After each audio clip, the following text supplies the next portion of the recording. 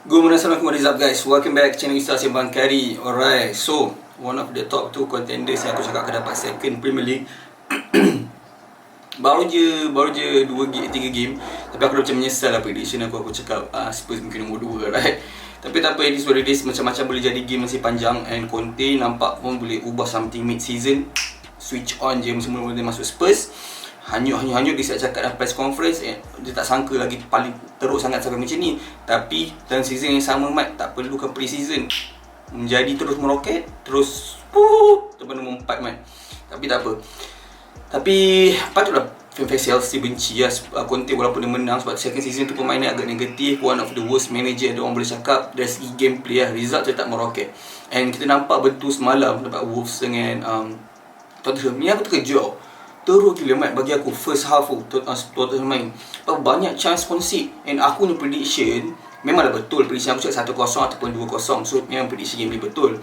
Cumanya prediction aku cakap aku tak rasa Nunez akan main, sebab dia baru je join kan. So perlukan masa. Tapi nampak gayanya Bruno Lage fikir apa. Aku rasa dia fikir ni team ni tak boleh jadi ni bila kena hauk ni. So memang attack tak ingat score apa-apa game memang tak perform kan. Aku masukkan FPL aku Pedro Neto pun memang kecundangan.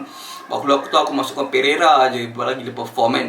Tapi aku ingat Pereira injet, siup tu Pereira ni masuk air pula. Alright guys, sekarang ni Bruno Lage fikir macam tu. Sekali dua play baru main, Mat. Guedes main, Nunez main. And nampak on the spot. Cuma masalahnya diorang tak betul-betul clinical dia. Dari segi chance memang created, memang tak ada nak sembang banyak memang sayang. First half memang teruk gila Spurs main. Ada orang cakap the best player so far first half untuk Prestige mungkin, tapi still teruk agak macam banyak lagi boleh improve. And nampak second half, aku tak tahu, aku sekonti jerit tinggal adik-adik doang. Nampak perubahan 300. Ni ada orang komen 360 darjah. Tapi memanglah sebenarnya kau baru bermula ke tempat yang balik. Sebab sini 360 darjah, bermula tempat balik. Okay. Aku tukar guys, sebab aku selalu dengar orang pun cakap 360 darjah, right? Sebab aku fikir lah, aku cakap 180 semua cakap pelik kan. Sebab selalu dengar 360. So sekarang kita akan tukar lah, right? 180 darjah berubah sebab makin jerit aku rasa konti.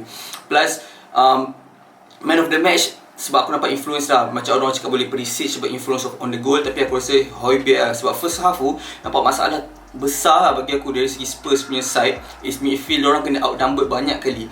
Ruben Neves patut pergi MU tapi mahal sangat and tak ada experience macam Casemiro. Tak apalah, kita terima. Tapi Ruben Neves guys, aku rasa Arsenal perlukan sebagai backup party. Tapi aku tak rasa diorang akan beli pun. And aku rasa Wolves dah terlalu kecundang sekali untuk bagi player-player penting Chow. And tapi sayang lah sebab nampak quality dia semalam memang tip top performance lah. And aku rasa kalau lah Klopp menjadi manager Spurs, pasal dengan Neves dia kena sign, kau tahu. Tapi it is what it is. And aku nak sum up performance Spurs yang boring gila first half. Tu je aku boleh cakap. Kau nak condemn ke apa, aku suka setuju lah. But second half nampak the step dia tu fokus. Satu ni aku nak cakap, aku macam ramai orang akan terkejut dan rasa kecewa dengan Son lah. Sebab dia macam agak nampak macam rusty sikit, berkerat sikit permainan dia. Maybe sebab last season dia dah push gila-gila, so perlukan masa untuk recover lah. Tu je lah yang aku boleh fikir. But aku rasa kena tukar something lah. Aku rasa memang kena tukar. Richarlison bagilah start balik first 11. Memanglah Son lagi meroket. But at the end of the day, aku rasa kalau kita try push benda yang sama, walaupun bak kata Einstein apa guys, do the same thing. Apa aku lupa dah, tak silap aku macam something like this ni aku paraphrase lah. Do the same thing but expecting different results is insanity lah. So tu lebih kurang. Sebab lepas Richarlison masuk, kedirectan permainan Richarlison ni memang aku membantu sangat-sangat Spurs. Walaupun bukan daripada chance ataupun dia punya style of play ataupun dia punya sebab yang membuatkan goal tu datang pada dia, tapi bukan apa aku cakap ni, masa ni aku terabur. Tapi tak apa, maksud aku lah, aku cuba sampai bukan Richarlison lah penyebab gol tu. Tapi maksud aku kita nampak directness tu nampak terus improvement dari segi Spurs punya attacking side lah.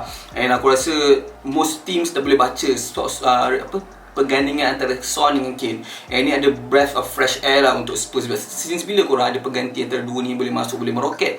And Kulusevski masuk, okay, nampak perlu improvement. Betul sekarang ni ada Richarlison ni. Aku rasa korang perlu gunakan dia betul-betul lah. Memang betul shout out kat Kane sebab pecah rekod top goal scorer for single club 185. But untuk dapatkan 260 untuk pecahkan Alan Shearer untuk all time Premier League, aku rasa susah lah. Sebab kau main kat Spurs ni, kalau kau bagi Kane masuk MC dah lama dah ada pecah rekod lah. Tapi masa akan main kat Spurs dan mengharapkan gol pun flip corner macam tu pun boleh score, memang kecundangan yang memishangi lah. So aku tak nak tolong apa. But so far yang paling penting, Conte punya style permainan hancur, result still on point. So far 7 points memang bahagia lah, sebab salah satunya daripada Chelsea.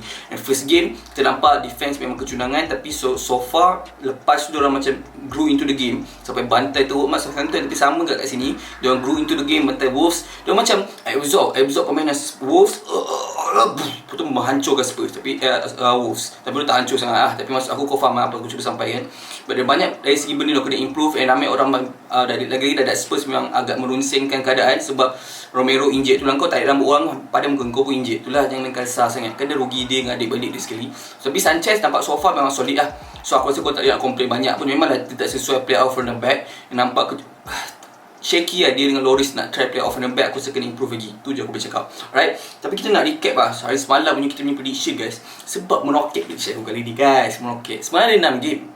Teka berapa yang aku keroketan? Tak ada. Kau kejap kau lagi. 4 guys. Dengar sini.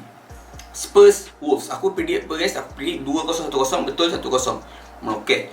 So yang next kita predict Palace dengan Villa. Aku cakap Palace akan menang 2-1 atau 3-1. Meroket juga. Betul. Shout out Zaha on form guys. Apa yang aku rasa tak terfikir nak masukkan dia dalam korang punya FPL, boleh start fikir aku.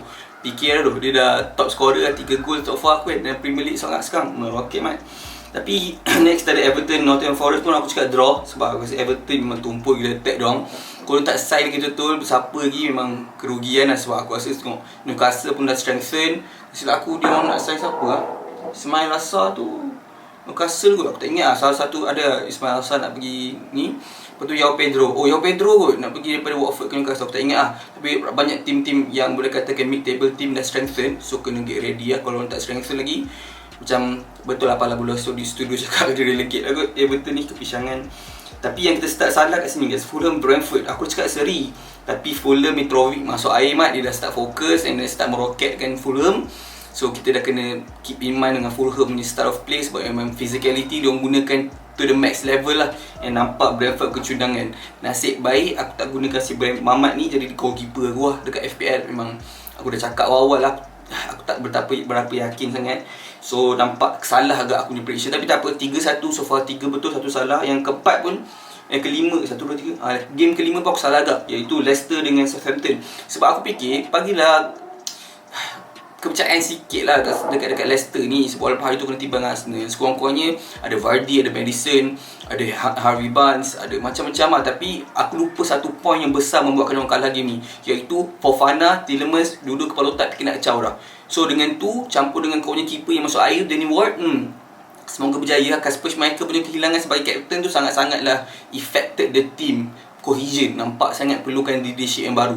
Jamie Vardy tak ready aku rasa untuk betul-betul jadi leadership semana Schmeichel yang boleh bawa Leicester. So aku rasa kat situ aku dah kehilangan besar. So nampak daripada situ memang hancur terus. Tak tahu aku rasa masa depan Leicester macam mana. Aku daripada dulu tak pernah rate Brendan Rodgers, tapi aku tak sangka sampai jadi macam ni sekali kan.